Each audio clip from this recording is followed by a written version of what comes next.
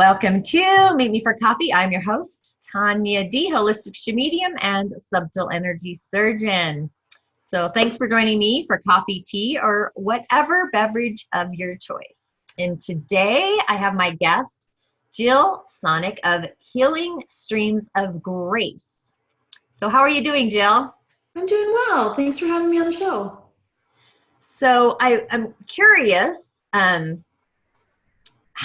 what was your journey into being a healer? It's a long story, but it started about 13 years ago. I was having a lot of physical pain, and I had been on a 3-year journey trying to find a medical answer to my pain. And I had a friend recommend a kinesiologist, and she was able to help me have relief, which the medical community wasn't. And so it piqued my curiosity, and I just began this search for healing that was non-traditional. So what drives you to like help or assist people in the healing world? Well, I know what it's like to have that frustration where you're not getting answers from the medical community. And so I love to help people get healing and teach them that they are already whole. I use a lot of virtues for healing and colors. I work with chakras and harmonics, and I just love to heal people. I love to see them have those breakthroughs. And so where does your passion for this come from? I think it comes from just knowing that there's a better way, and that the medical community is not the answer for every ailment that we have. And just bringing that energy and power and peace to other people really drives me. I just love healing people. I love helping. And so how do you feel that this method can help people? Well, I am a Christian, and whenever I am doing my healing, I am always connecting with Jesus. And so when I say that I'm healing people, that's a misnomer. I'm actually calling upon Christ for healing. And I feel like my gifts, I have 3 spiritual gifts. I'm able to speak in tongues, which I've had since high school. I have the gift of discernment, where I can see problems very easily. And then I have the gift of intercession, where I can pray for people and I can see healing happen based on my prayers. Yeah, I mean, I know that about you. I can see like this whole other angelic realm, like Jesus, right? And in my village, I see Jesus as different aspects of Jesus, right? Mm-hmm. Not just one beingness. There's a flow of those harmonics. So can you kind of share with my audience some of the virtues, or maybe a way that you would kind of put that into action? Sure. When I meet with a client, I do like a pre-client assessment, and I always ask for their full name and their birth date. And then I go through and I have about 200 virtues that I look at, and pick out 7 that represent that person. And I've never had any repeats for anyone. And then I use those virtues and I look at the chakras and the auric fields, and I see where I can bring in that virtue again, that maybe it's not represented in certain places in the spirit or in the soul, and I can bring those in and shift things around. Oh, I love that. So it's almost like you're working with their soul harmonic to bring the virtues in that they've lost through time and space. Yeah, definitely. Yeah, and I see this spirit, the harmonics, as the actual virtues. Some people see them as colors. I see them as actually a list of virtues. And then I focus on the frequency of that virtue to move whatever needs to be moved around. So how has doing this work helped you? It's really given me just a passion for learning and for helping people.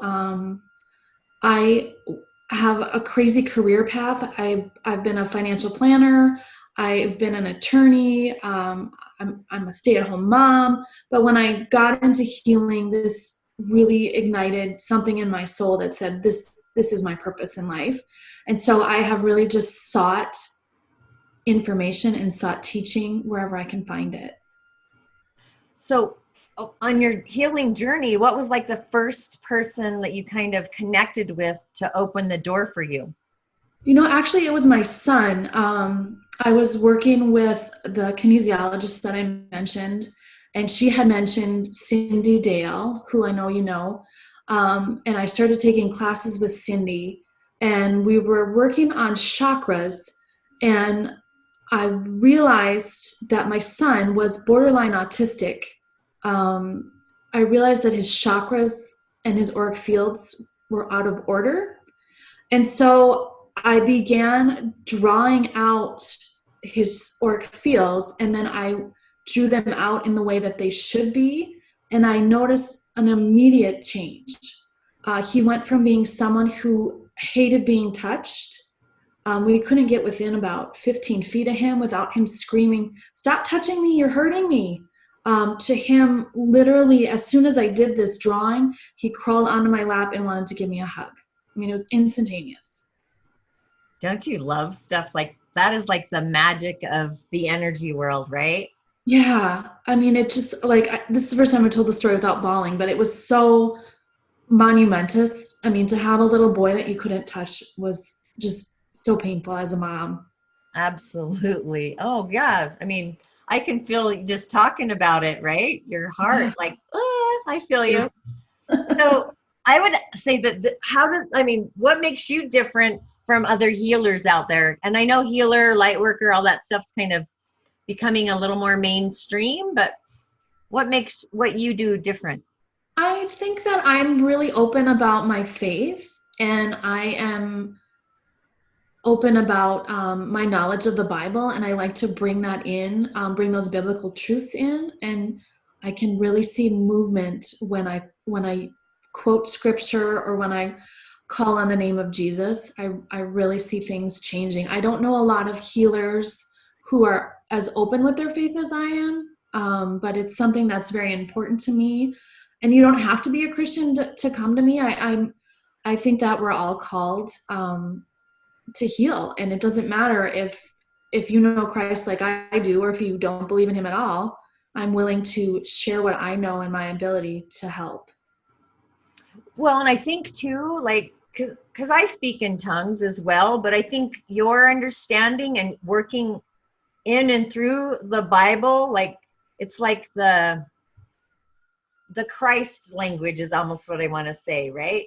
And Yeah. like you really have an understanding of those verses to a level that the average Joe, I'll say, or the average human doesn't really understand them. And to like, I've witnessed you where you've said something and like it just, you can just feel the entire current of what you're saying changes Hmm.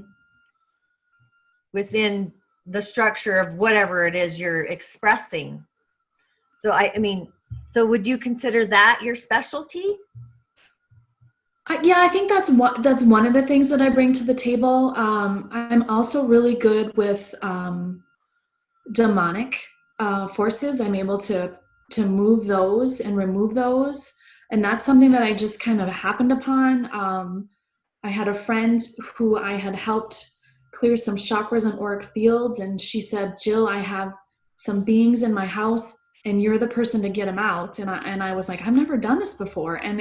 And once I did that for her, it opened up this whole other part of my business where I had people calling me from all over the US asking me to clear demonic energy. So that's another aspect. And then also, I'm really good at soul retrieval. Um, our souls can get fragmented during trauma, and they end up in other places. And I have been really good at piecing them back together for people to bring back that wholeness. So was that something like just same as like house clearings and, darker energies? Was that kind of the same thing? It just kind of opened the door for that? Yeah, it all kind of happened right around the same time. I had a friend who was asking for some healing in her community, and she had 3 teenagers that had died all around the same time, and they hadn't crossed over. And part of the reason they hadn't crossed over was because their souls were not together. And so individually, I went and worked with each individual teen to restructure the soul so that they could pass on to the heavenly universe. Oh, wow. So I'm assuming these souls had died in a traumatic kind of way. Yep, all 3 of them died separately, but within like a week or 2 of each other. They had all been in car crashes, every single one of them. Wow. So a week apart. A week apart, yeah. 3 in a row. And were they friends? I think all in the same high school, and the community was still recovering because the trauma had happened 4 or 5 years ago. But I think on some level they knew that the souls hadn't moved on, and so the healing had kind of become stuck, frozen. Yeah, I mean, I get that. I think there's a lot of in shamanism, it's called a grief ritual where you actually grieve for the soul, and the tears actually carry the soul to the other side. And we in the Western world don't really have a time out to grieve. Right. So a lot of souls get stuck here because depending on how you're crossing over, you don't even know that you're no longer human. You don't realize or recognize that you're spirit form now, right?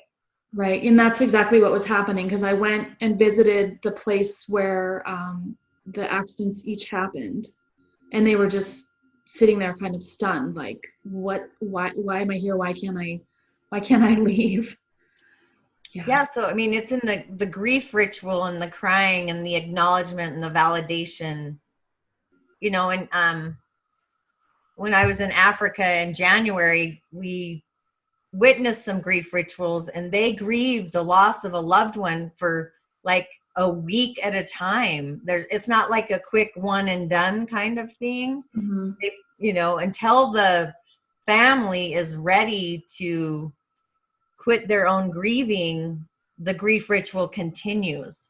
And the village literally holds space for the people grieving to like just literally hug, hold, carry whatever is necessary and needed for the person.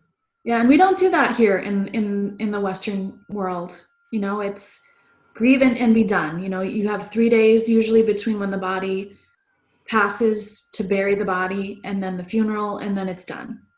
Yeah, and I mean I can see how in our Western world that creates a lot of this soul retrieval and crossing over and dark energy, or just a confused soul.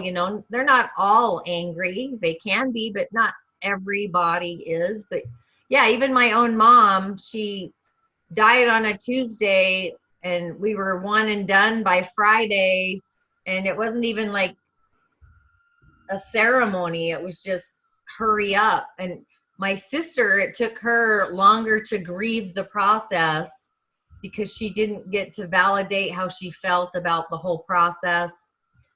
And I know everybody grieves differently, and for me, I'm lucky because I still talk to my mom in the spirit world, because I understand that. So what other gifts and abilities have you helped you within this profession? Well, the tongues has been quite a gift. Helping a friend whose husband had a stroke, and he's a believer, a Christian, but not really a believer in the healing. And I was over checking on him, and I just said, I need to talk to you in tongues. Like, I know you're going to think I'm crazy, but this is what needs to happen. And it's a message from God right to you. I don't know what I'm saying, but it's something that your soul needs to hear. And so I was able to speak to him in tongues, and he started crying, and he said, that's the most beautiful thing that I've ever heard, and I've never felt so loved. And so that's a beautiful gift to be able to share with other people. So I love that because I totally agree, 100%. Like, but sometimes like I do know what I'm saying, because sometimes I feel like I'm talking to my guide, like I'm having this conversation, and it's always for me. I don't know about you, but mine is always through the left. Like if it's coming through the right, it's questionable, but the left is like just my guardian, my gatekeeper. They're all over here. So that's huge for me through there. But I'm curious how, so I know you write in the light language as well. So did that kind of come through the same way as speaking in tongues? No, the speaking through tongues I've had since ninth or 10th grade, and it's always happening. It's in, like, right now it's in the back of my head. It's just, like almost like a radio station that I can't turn off. Every once in a while it'll be like a message that I have to speak out loud because someone needs to hear it. The light language, the writing in the codes, that just happened very recently. I think January maybe of this year. I just had this major download, and I started writing these symbols, and I didn't know what any of them meant. And then I just started praying about, what does this mean? What do I do with this? What am I supposed to learn here? And as I practice, I've gotten better at it. But like the first message took me hours to download and then hours to translate. And now I can do it almost automatically. But that's another gift that I just recently started doing. Yeah, I love it. For me, it's multi-dimensionally, like way, like I would put it in the 11th dimension area, where kind of like what I recognize, it's like this telepathic conversation that's in a frequency. Mm-hmm. Is that how it feels to you? Yeah, like I'm getting some kind of mathematical equation is how it feels to me. And that if I can figure out what the equation means, then I have an answer to an unsolved problem. Yeah, I love it. I remember after my near-death experience, when I wasn't all the way in body because it took me a while to come in, I was changing all my friends' names into code. And it was like, no, that isn't how you spell your name. Like, and I was changing, and some of the people, they were like, she's gone crazy, loopy girl. So I think that's where I spend a lot of time alone and in nature, having telepathic conversations with animals and spirit beings that are in nature. That's kind of how that kind of journeyed in for me. But so what would you say, like, I feel like you're similar to myself. You have like different avenues of healing gifts. So you probably, like, depending on the person would depend which avenue or gift you used. Yeah, usually when I do like a new client assessment, I have like a 20-point checklist where I go through and I look at the chakras, I look at the auric fields, I look for holds and patterns and miasms. And then when I get online with the client, I do that all that before I ever meet them. And then when I get online, like on Zoom, I kind of sense where we need to go, because sometimes the issues that I write down automatically get sorted when I work on a different aspect of the soul or aspect of the chakras or auric fields. Yeah, I find interesting is you and I work very similar, because I can either just get a picture, like a photograph, birth. I usually ask for a birthday, a full name, and a photograph, especially if I'm going to be working through the highway, is what I call it, right? Uh-huh. And I'm sure you feel this way as well. It's like I've already started my work before I've even got on the call. Right. Definitely. Yeah, I do a lot of prep work. I'm getting better about jumping on cold, but I'd rather be prepared. And then if I have to redirect and throw out everything that I worked on, that's fine. But I like having a game plan. That's just kind of my personality. Yeah. So, do you record these for your clients? I ask if they want to. I've never had anyone say they want it recorded. So, what I will do is I'll send them my notes from our session, and I usually write down. When I do a new client assessment, I always write down their virtues, and then usually Bible passages will come up, and I'll write those down too for them. And then I just have random things on there, things that I added or took away. Like I work a lot with symbols, adding shapes or taking shapes away or numbers. I love that you send them their own personal little spiritual verse. Yeah. That I mean, that just saying that feels like you're delivering like their own little sacred prayer for that moment in time to help them get on their journey. And when I'm working with someone, it's an hour and a half long or however long the session is. It's a prayer. Like I start, with the spirit to spirit procedure, but it's me connected with them, connected with God, and I'm following where I'm led. I love that.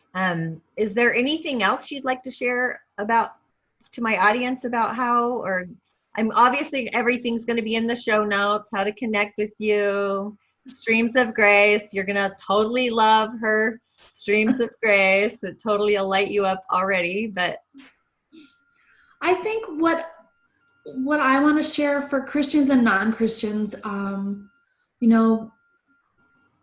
in the Bible, it says we're at war right now against the forces of darkness. And I feel like you and I, as healers, can help people find the light. Mm-hmm. And I feel like that's what I'm called to do. It doesn't matter what your religion is. I try to be non-judgmental and accept people as who they are, wholly, and help them work through where they need to go and how to help them get there. So I 100% agree. Like you, I was just right before you even said the judgmental. I was like, you don't even have that avenue for judgment at all. Like you literally like you're like me. You see the light in the person before you see their darkness. Like it's, that's the spirit mirror, the spirit reflection mirror. Like you're doing it, but sometimes we don't have a name for what we're doing. Right. So I love that. So thanks for joining me and hopping on my show. Thank you so much. This was really fun. I'll have you on again, so don't be shy. I'll reach out again. So, all right. Thank you. You're welcome. So thanks for hopping on for join me for coffee. You can find all the information about Healing Streams of Grace with Jill on the show notes. If you have any questions, please reach out and let her know that you saw her on Meet Me for Coffee. Ashe, and I'll see you on the other side.